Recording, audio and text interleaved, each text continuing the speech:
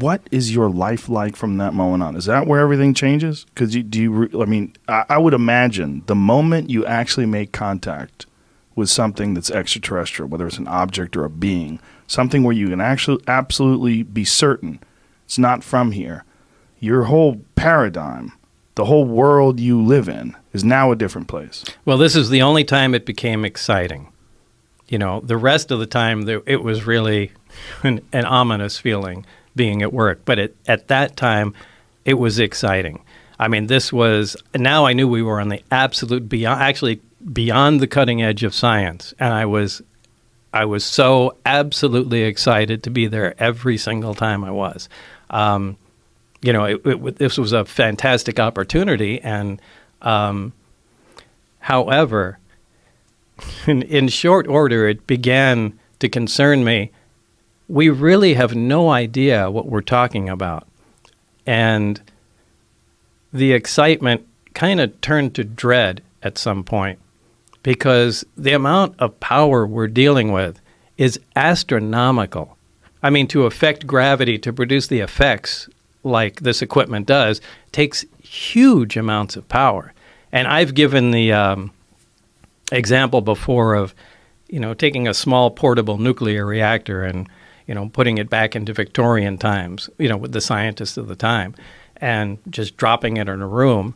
And they come and look at it and see that it's producing power and wonder how it works. So they start taking it apart. And as soon as they get some of the shielding off, the people are going to drop dead because of the radiation inside. Now, the people have no idea that radiation even exists back then. But anybody that comes in to check on them will also drop dead. And, there's no reason that exact scenario couldn't happen with what we're dealing with. We have no idea how the physics operate within this thing.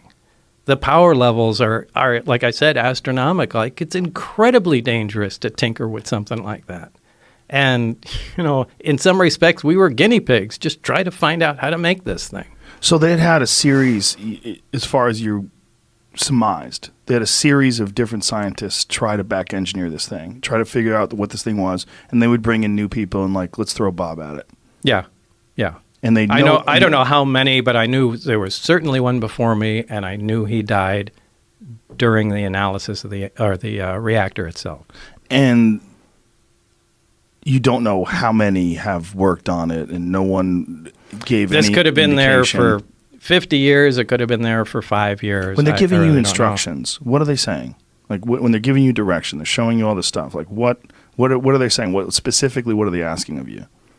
Well, essentially what they ask is what I said. We are just to gather as much information as possible, find out how it operates, and see if we can duplicate it. But they never told you where it was from. They never let you ask questions about where it's from. Well, if the information I read in the briefings was accurate, now what I do have to say is the information that pertained directly to the reactor was accurate. What I read did jive with reality. In terms of how? In terms of how it was made, what we saw, how it operated, the materials, how it, turned on, and what was discovered.